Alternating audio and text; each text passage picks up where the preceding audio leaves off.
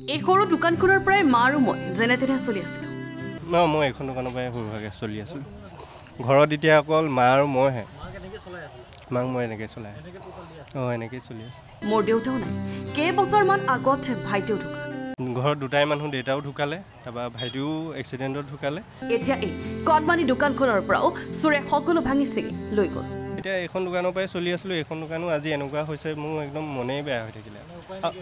উপায় নাইকিয়া হৈছে। লখিমপুৰ চহৰৰ মাজমজিয়াত এই যুৱকজনৰ দোকানত চোৰে লুটি নিলে সকলো সামগ্ৰী।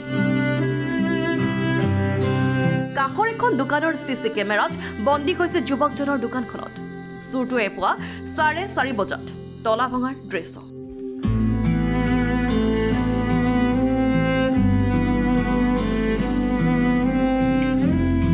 পুৱা কাষৰ দোকানৰ মালিকে দোকান খুলিবলৈ আহি ভাঙি থোৱা অৱস্থাত দেখা পায় তলা আৰু তলা। লগে লগে তেওঁ খবৰ দিয়ে হেমন্ত বৰা নামৰ এই যুৱকজনক। ওচৰৰ মোবাইল দোকানখনে ফোন কৰিলে। ফোন মোক 8টামান বজাত কৰিছে। তাৰপৰা 4:30 মানত এই ঘটনাটো হ'ল বুলি মোক ক'লে। চিচি কেমেৰাত সিহঁতে ওলালে। তাৰপৰা মই আহি চাইছোঁ তলা চলা চব ভাঙি আছে আৰু ভিতৰৰ গুটখা চুটখাবোৰ চব লৈ গুচি গৈছে। কৈছে তোমাৰ তলাটো ভঙা আছে আৰু সেই কি হৈছে আমি এতিয়ালৈকে গম পোৱা নাই, তুমি আহি চোৱাহিচোন। এই ঘটনা লখিমপুৰ গাৰ্লছ ৰোড চাৰিআলি।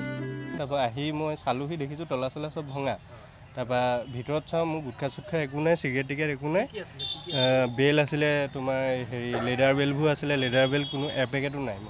খুলি চাইছোঁ লেডাৰ বেল চেল নাই। তাৰপৰা সৰু দোকান এখন, এইখনৰ পৰাই মই টুকটাককৈ চলি আছিলোঁ। মই ভবাই নাই মই এইখন দোকানতে যে মোৰ চুৰ হ'ব বুলি। ইতিমধ্যে যুৱকজনে এখন এজাহাৰ দাখিল কৰিছে লখিমপুৰ সদৰ থানাত এজাহাৰ দিয়া গৈছে। অতি সোনকালে ধৰিলে ভাল হয় আৰু এনেকুৱা যাতে কাৰো লগত নহয়।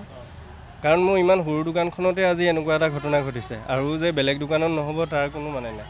এতিয়া স্থানীয় ব্যৱসায়ী দাবী শীঘ্ৰে চহৰখনত সুৰক্ষা ব্যৱস্থা কটকটীয়া কৰিব।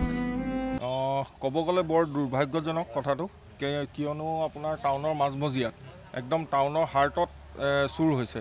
তাকো আপোনাৰ ৰাতিপুৱা ভাগত চুৰ হৈছে। তাৰ দোকানৰ গোটেই বস্তুখিনিয়ে লৈ গ'ল। ল'ৰাটো অকলশৰে মাকক লৈ যেন তেন চলি আছিলে, কিন্তু তাৰ এতিয়া হয়তো দোকানৰ গোটেই বস্তুখিনিয়ে লৈ গ'ল। তাৰ এতিয়া চলিবলৈ বহুত অসুবিধা হ'ব। এতিয়া নিৰাপত্তাটো ডাঙৰ কথা হৈ গৈছে, কিয়নো টাউনৰ এই মাজমজিয়াত এই সৰু দোকান এখন চুৰ কৰিছে, কালি পৰহি ডাঙৰ দোকান এখন চুৰ কৰিব। এতিয়া হয়তো প্ৰশাসনৰ এইটো দৃষ্টিগোচৰ কৰিব লাগে যে টাউনৰ মাজমজিয়াত ইমান চুৰ হ'বলৈ কেলৈ পাইছে। পুলিচবিলাক অলপ পেট্ৰলিঙত ঘূৰিলে ভাল। চিচি কেমেৰা হ'ব লাগে নিয়মমতে টাউনত।